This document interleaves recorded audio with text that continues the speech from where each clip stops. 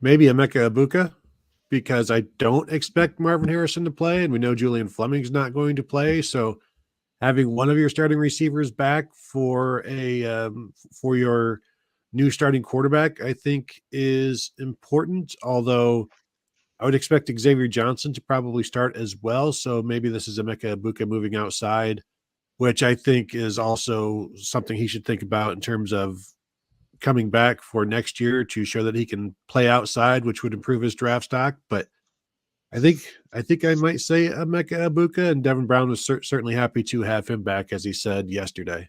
I think for me, it would probably be Denzel Burke, just because of Missouri truly is a two-prong attack with great running and great throwing.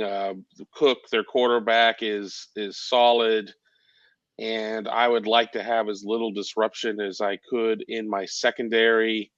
And I think that Denzel Burke would probably be the guy that if I'm looking at what I'm doing, I mean, obviously, then still you would have Davison and you would have Jordan, but I would like to make sure that I have as much of my core there as I had carried for much of the season, going against a team that is really viewing this as a huge game, a program type of defining game.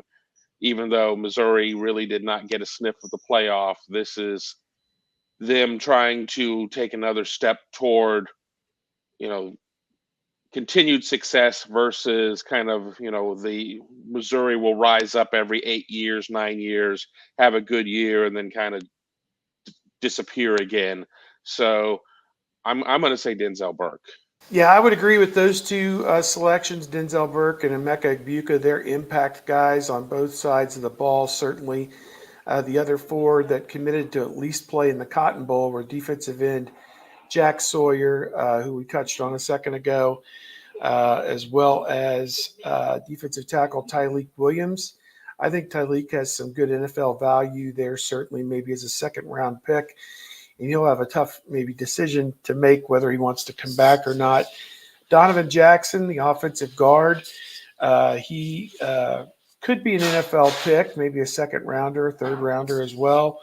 And then Jordan Hancock, he's only been a part-time starter at cornerback. I look for him to come back, and if Burke doesn't come back, then he would start at corner. If Burke comes back, then he'll probably split time with Davison Igbinosun again. So, excuse me, and Jermaine Matthews is also in that group as well. Somebody on my chat asked, who do you want to see play of all these young guys in the Cotton Bowl? And I was like, how much time do we have? Devin Brown, Lincoln Keenholz, Dallin Hayden, Carnell Tate, Brandon Ennis at wide receiver, Jelani Thurman at tight end, CJ Hicks at linebacker, Jermaine Matthews at corner, Malik Hartford at safety, Kenyatta Jackson, Caden Curry at defensive end. So yeah, that's my list, and I'm sure that there's even more that'll come up in the next few days and weeks leading up to the game. General thoughts on Kyle McCord hindering Ryan Day's play calling this past season. Never saw G.A. Day. Is that the Ryan Day from the Georgia game? I'm guessing. Yeah, Georgia Day. Yes. Yeah. The Georgia Day. Yeah, I think all quarterbacks hinder play calling. You call what they can do, but I also think there were plenty of plays out there to be made, and they weren't. And some of that was because of the locking on to Marvin Harrison. Some of that was because of the protection.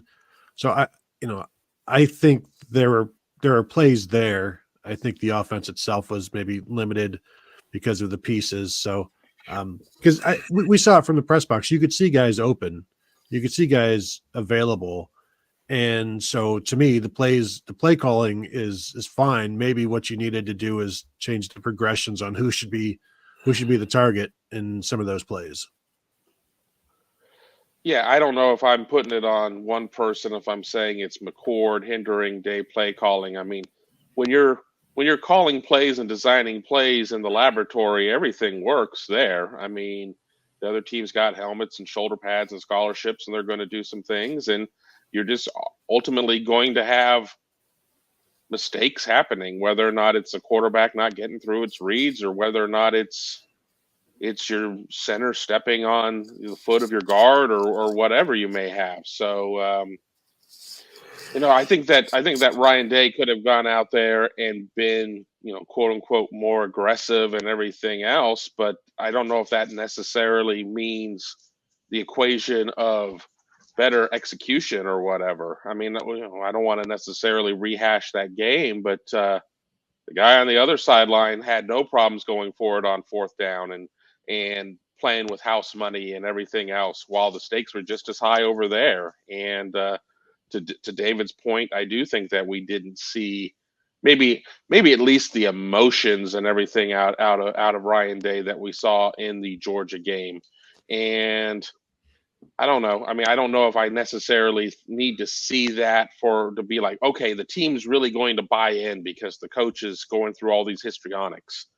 But I don't know. I can say I've not really gone back and watched that game more than just once. Not necessarily talking about David here, just in general. I come across and think that most fans equate throwing the ball a lot with being aggressive and running the ball with being conservative, which makes sense to a certain extent. But I do think that a lot of people would be surprised if they really dug in on what teams that are supposed to be aggressive, Lane Kiffin-led teams and others that are supposed to be just all out, flinging the ball all over the place, 5 wides constantly. That's not necessarily the case. And I believe CJ Stroud in this Ohio State offense threw the ball about halfway down the list of pass attempts in the country last season, like 60th or 65th in the nation in pass attempts. If Ohio State throws the ball 34 times in this game, it will be the exact same number as the number of passes last year. So, the points are down. The plays, I think, are down a little bit. The possessions are down.